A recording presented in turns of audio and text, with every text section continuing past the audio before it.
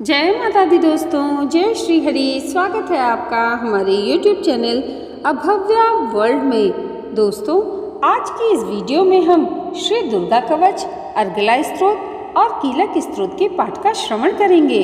दुर्गा कवच का पाठ करने से देवी भगवती अपने भक्तों पर प्रसन्न होकर उन्हें रक्षा प्रदान करती हैं। इसका पाठ दुर्गा सप्तशती के पाठ करने से पहले किया जाता है। इन तीनों स्तोत्र यानी दुर्गा कवच, अर्गला स्तोत्र, कीलक स्तोत्र का पाठ करना अत्यंत शुभ माना जाता है। तो चलिए माता रानी का ध्यान करते हुए श्री दुर्गा कवच का पाठ आरंभ करते हैं।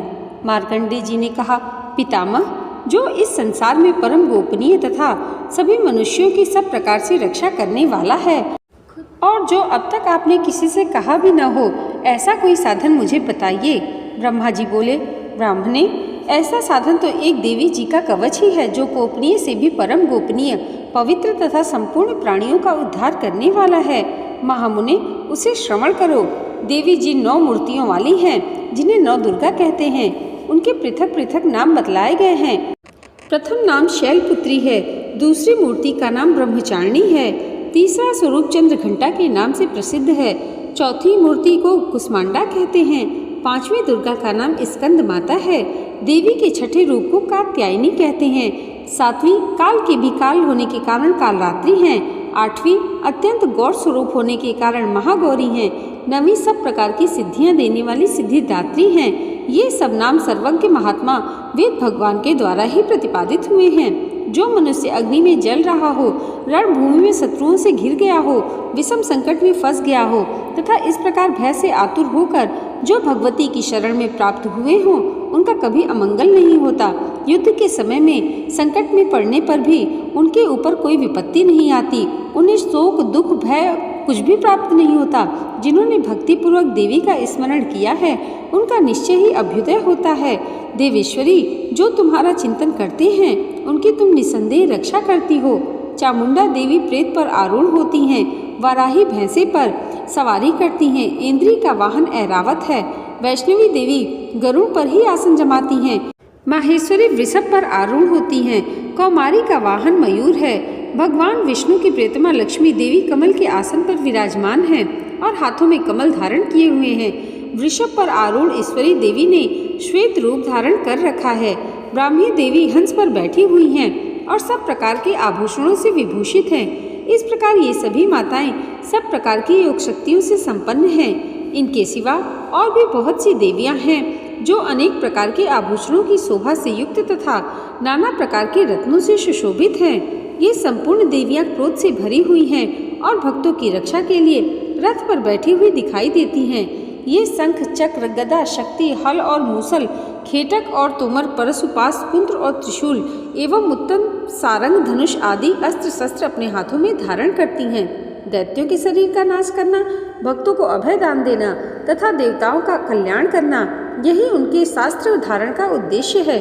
महान रौद्र रूप, अत्यंत घोर पराक्रम, महाबल और महान उत्साह वाली देवी, तुम महान भय का नाश करने वाली हो।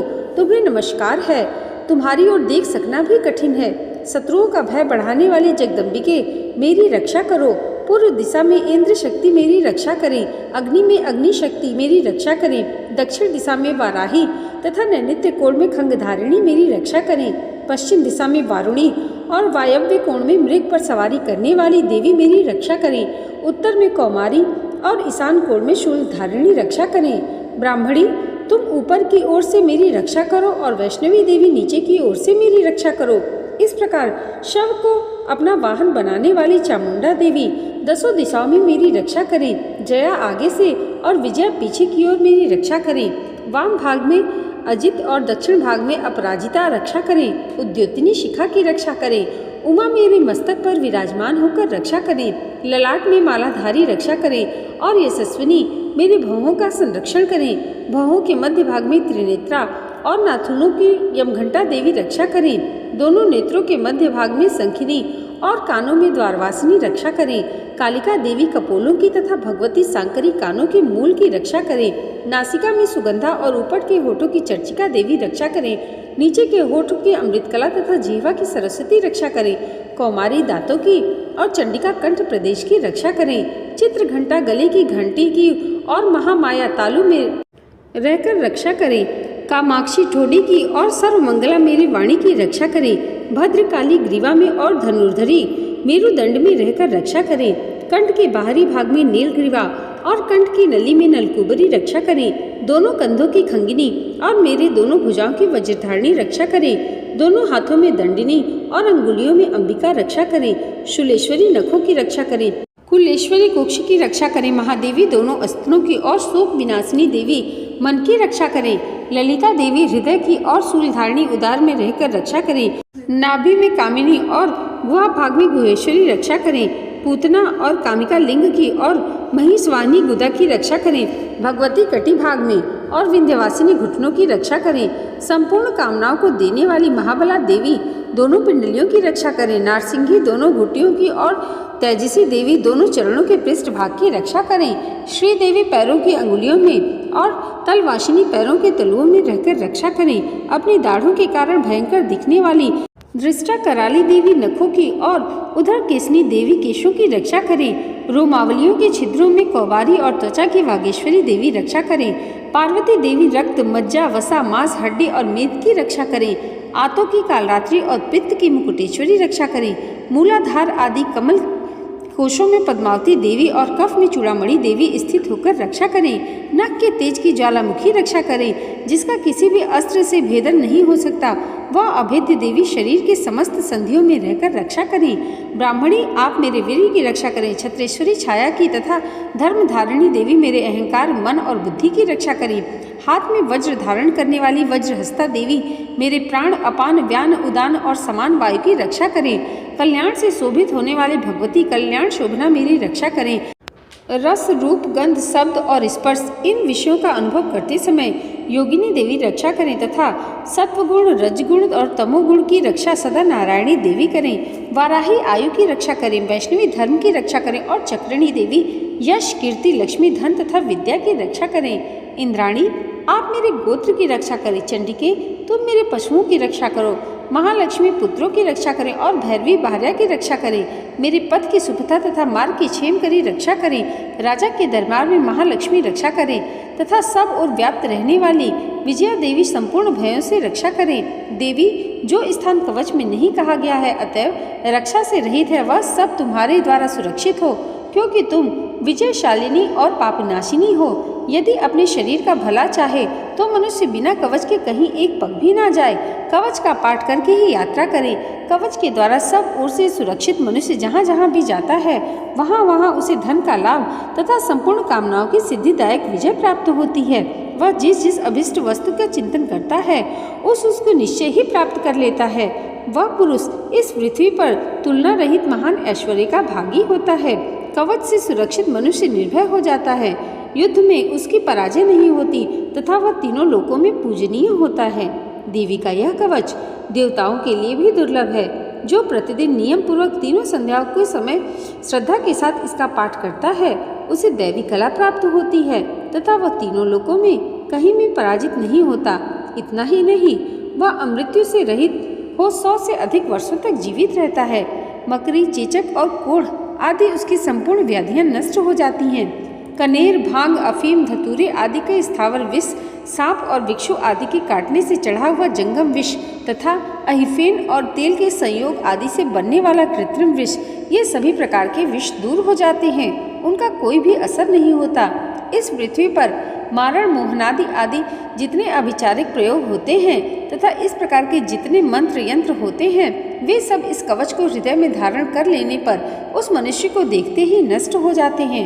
यही नहीं, पृथ्वी पर विचरने वाले ग्राम देवता, आकाशचारी देव विशेष, जल के संबंध से प्रकट होने वाले गण, उपदेश सिद्धि नीची श्रेणी के देवता, अपने जन्म के साथ प्रकट होने वाले देवता, कुल देवता, गंडमाला, डाकिनी, शाकिनी, अंतरिक्ष में विचरने वाली घोर डाकिनियाँ, ग्रह, भूत, विशाख, यक्ष, गंधर्व, राक्षस, बैताल, कुष्मांड और भैरव आदि अनिष्टकारक देवता भी हृदय में कवच धारण किए रहने पर उस मनुष्य को देखते ही भाग जाते हैं। कवचधारी पुरुष को राजा से सम्मान वृद्धि प्राप्त होती है। यह कवच मनुष्य के तेज की वृद्धि करने वाला और उत्तम है। कवच का पाठ करने वाला पुरुष अपनी कीर्ति से विभूषित भूतल पर अपने सुयश के साथ साथ वृद्धि को प्राप्त होता है। जो पहले कवच का पाठ करके उसके बाद श्री दुर्गा सप्तशती चंडी का पाठ करता है, उसके जब तक पर्वत वन कानूनों के साथ यह पृथ्वी टिकी हुई है तब तक यहाँ उसके पुत्र पौत्रों की संतति भी टिकी रहती है। फिर देह का अंत होने पर वह पुरुष भगवती महामाया के प्रसाद से उस नित्य परम पद को प्राप्त होता है, जो देवताओं के लिए भी दुर्लभ है। वह सुंदर दिव्य रूप धारण करता है और कल्याण में शिव के साथ आनंद का भागी बनता है। इति श्री देवी कवच संपूर्ण। बोलिए दुर्गा माता की जय। अगला स्तोत्र प्रारंभ होता है। चंडिका देवी को नमस्कार है। मार्कंडेय जी कहते हैं, जयंती, मंगला, काली, भद्रकाली, कपालिनी, दुर्गा, क्षमा, शिवा, धात्री, स्वाहा और स्वधा इन नामों से प्रसिद्ध जगदम्बिके तुम्हें मेरा नमस्कार है। देवी चामुंडे तुम्हारी जय हो। संपूर्ण प्राणियों की पीड़ा हरने वाली देवी तुम्हारी जय हो। सब में व्याप्त रहने वाली देवी तुम्हारी जय हो। काल रात्रि तुम्हें नमस्कार है। मधु और कैटभ दैत्यों को मारने वाली तथा ब्रह्मा जी को वर देने वाली देवी तुम्हें नमस्कार है। तुम मुझे रूप दो, जय दो, यश दो, काम क्रोध आदि शत्रुओं का नाश करो। महिषासुर का वध करने वाली तथा भक्तों के सुख देने वाली देवी तुम्हें नमस्कार है। तुम्हें मुझे रूप दो, जय दो, यश दो और काम क्रोध आदि शत्रुओं का नाश करो। रक्त बीज का वध और चंड मुंड असुरों का विनाश करने वाली देवी तुम्हें मुझे रूप दो, जय दो, यश दो, काम क्रोध आदि शत्रुओं का नाश करो। शुंभ और निशुंभ तथा धूम्रलोचन का मर्दन करने वाली देवी तुम्हें मुझे रूप दो, जय दो, यश दो, काम क्रोध आदि शत्रुओं का नाश करो। सबके द्वारा वंदित युगल चरणों वाली तथा संपूर्ण सौभाग्य प्रदान करने वाली देवी तुम्हें मुझे रूप दो, जय दो, यश दो, काम क्रोध आदि शत्रुओं का नाश करो। देवी तुम्हारे रूप और चरित्र अचिंत्य हैं। तुम समस्त शत्रुओं का नाश करने वाली हो। तुम्हें मुझे रूप दो, जय दो, यश दो, काम क्रोध आदि शत्रुओं का नाश करो। पापों को दूर करने वाली चंडिके जो भक्ति पूर्वक तुम्हारे चरणों में सर्वदा मस्तक झुकाते हैं, उन्हें रूप दो, जय दो, यश दो और काम क्रोध आदि शत्रुओं का नाश करो। रोगों का नाश करने वाली चंडिके जो भक्ति पूर्वक तुम्हारी स्तुति करते हैं, उन्हें रूप दो, जय दो, यश दो, काम क्रोध आदि शत्रुओं का नाश करो। चंडिके इस संसार में जो भक्ति पूर्वक तुम्हारी पूजा करते हैं, उन्हें रूप दो, जय दो, यश दो, काम क्रोध आदि शत्रुओं का नाश करो। मुझे सौभाग्य और आरोग्य दो, परम सुख दो, रूप दो, जय दो, यश दो, काम क्रोध आदि शत्रुओं का नाश करो। जो मुझसे द्वेष करते हैं उनका नाश और मेरे बल की वृद्धि करो। रूप दो, जय दो, यश दो, काम क्रोध आदि शत्रुओं का नाश करो। देवी मेरा कल्याण कीजिए, मुझे उत्तम धन संपत्ति दीजिए। रूप दो, जय दो, यश दो, काम क्रोध आदि शत्रुओं का नाश करो। अंबिके देवता और असुर दोनों ही अपने माथे के मुकुट की मणियों को तुम्हारे चरणों में खींचते हैं। तुम्हें मुझे रूप दो, जय दो, यश दो, काम क्रोध आदि शत्रुओं का नाश करो। तुम अपने भक्त जन को विद्वान, यशस्वी और लक्ष्मीवान बनाओ तथा रूप दो, जय दो, यश दो, काम क्रोध आदि शत्रुओं का नाश करो। प्रचंड दैत्यों के दर्प का दलन करने वाली चंडिके मुझ शरणागत को रूप दो, जय दो, यश दो, काम क्रोध आदि शत्रुओं का नाश करो। चतुर्भुज ब्रह्मा जी के द्वारा प्रशंसित चार भुजाधारिणी परमेश्वरी रूप दो, जय दो, यश दो, काम क्रोध आदि शत्रुओं का नाश करो। देवी अंबिके भगवान नित्य निरंतर भक्ति पूर्वक तुम्हारी स्तुति करते रहते हैं। तुम्हें मुझे रूप दो, जय दो, यश दो, काम क्रोध आदि शत्रुओं का नाश करो। हिमालय कन्या पार्वती के पति महादेव जी के द्वारा होने वाली परमेश्वरी तुम्हें मुझे रूप दो, जय दो, यश दो, काम क्रोध आदि शत्रुओं का नाश करो। सचिपति इंद्र के द्वारा साधुना से पूजित होने वाली परमेश्वरी तुम्हें रूप दो, जय दो, यश दो, काम क्रोध आदि शत्रुओं का नाश करो। प्रचंड भुजदंड वाले दैत्यों का घमंड चूर करने वाली देवी रूप दो, जय दो, यश दो, काम क्रोध आदि शत्रुओं का नाश करो। देवी अंबिके तुम अपने भक्त जनों को सदा असीम आनंद प्रदान करती हो। मुझे रूप दो, जय दो, यश दो, काम क्रोध आदि शत्रुओं का नाश करो। मन की इच्छा के अनुसार चलने वाली, मनोहर पत्नी प्रदान करने वाली, जो दुर्गम संसार से तारने वाली तथा उत्तम कुल में जन्मी हो। जो मनुष्य इस स्तोत्र का पाठ करके सप्तशती रूपी महास्तोत्र का पाठ करता है, वह सप्तशी की जप संख्या से मिलने वाले श्रेष्ठ फल को प्राप्त करता है। साथ ही वह प्रचुर संपत्ति भी प्राप्त कर लेता है। इति देवी अर्गला स्तोत्रम संपूर्णम। कीलक स्तोत्र आरंभ होता है। मार्कंडेय जी कहते हैं, विशुद्ध ज्ञान ही जिनका शरीर है, तीनों वेद ही जिनके तीन नेत्र हैं, जो कल्याण प्राप्ति के हेतु तथा अपने मस्तक पर अर्धचंद्र धारण करते हैं, उन भगवान शिव को नमस्कार है। मंत्रों का जो अभिकीलक है, अर्थात मंत्रों की सिद्धि में विघ्न उपस्थित करने वाले शाप रूपी कीलक का निवारण करने वाला है, उस सप्तशती स्तोत्र को संपूर्ण रूप से जानना चाहिए। और जानकर उसकी उपासना करनी चाहिए। उसके भी उच्चाटन आदि कर्म सिद्ध होते हैं, उसे भी समस्त दुर्लभ वस्तुओं की प्राप्ति होती है। तथापि जो अन्य मंत्रों का जप न करके केवल इस सप्तसती नामक स्त्रोत से ही देवी की स्तुति करते हैं, उन्हें स्तुति मात्र से ही सच्चिदानंद स्वरूपिणी देवी सिद्ध हो जाती हैं। उन्हें अपने कार्य की सिद्धि के लिए मंत्र, औषधि तथा अन्य किसी साधन के उपयोग की आवश्यकता नहीं रहती। बिना जप के उनके उच्चाटन आदि समस्त अभिचारिक कर्म सिद्ध हो जाते हैं। इतना ही नहीं, उनकी संपूर्ण अभीष्ट वस्तुएं भी सिद्ध होती हैं। लोगों के मन में यह शंका थी कि जब केवल सप्तसती की उपासना से भी समान रूप से अथवा सप्तसती को छोड़कर अन्य मंत्रों की उपासना से भी समान रूप से सब कार्य सिद्ध होते हैं, अब इनमें श्रेष्ठ कौन सा साधन है? लोगों की इस शंका को सामने रखकर भगवान शंकर ने अपने पास आए हुए जिज्ञासुओं को समझाया कि यह सप्तसती नामक संपूर्ण स्त्रोत ही सर्वश्रेष्ठ एवं कल्याणमय है। तदंतर भगवती चंडिका के सप्तसती नामक स्त्रोत को महादेव जी ने गुप्त कर दिया। सप्तसती के पाठ से जो पुण्य प्राप्त होता है उसकी कभी समाप्ति नहीं होती, किंतु अन्य मंत्रों के जप जन्य पुण्य की समाप्ति हो जाती है। अतः भगवान शिव ने अन्य मंत्रों की अपेक्षा जो सप्तसती की ही श्रेष्ठता का निर्णय किया उसे जानना चाहिए। अन्य मंत्रों का जप करने वाला पुरुष भी यदि सप्तसती के स्त्रोत और जप का अनुष्ठान कर ले तो वह पूर्ण रूप से ही कल्याण का भागी होता है, इसमें तनिक भी संदेह नहीं है। जो साधक कृष्ण पक्ष की चतुर्दशी अथवा अष्टमी को एकाग्रचित्त होकर भगवती की सेवा में अपना सर्वस्व समर्पित कर देता है और फिर उसे प्रसाद रूप से ग्रहण करता है, उसी पर भगवती प्रसन्न होती हैं, अन्यथा उनकी प्रसन्नता नहीं होती। इस प्रकार सिद्धि के प्रतिबंधक रूप कील के महादेव जी ने इसे स्त्रोत को कीलित कर रखा है। जो पूर्वोक्त रीति से निष्कीलन करके इस सप्तसती स्त्रोत का प्रतिदिन स्पष्ट उच्चारण पूर्वक करता है वह मनुष्य सिद्ध हो जाता है, वही देवी का पार्षद होता है और वही गांधर्व भी होता है। सर्वत्र विचरने रहने पर भी इस संसार में उसे कहीं भी भय नहीं होता, वह अपमृत्यु के वश में नहीं पड़ता और देह त्यागने के अनंतर मोक्ष प्राप्त कर लेता है।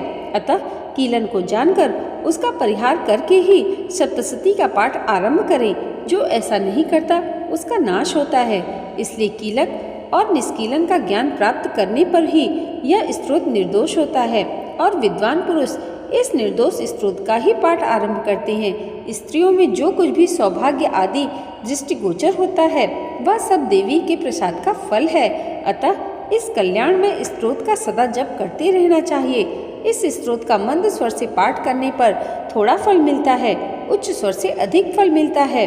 तो उच्च स्वर से पाठ आरंभ कर रहे हैं। जिनके प्रसाद से ऐश्वर्य, सौभाग्य, आरोग्य, संपत्ति, शत्रुनाश तथा परम मोक्ष की सिद्धि प्राप्त होती है, उन कल्याण में जगदम्बा की स्तुति मनुष्य क्यों नहीं करते।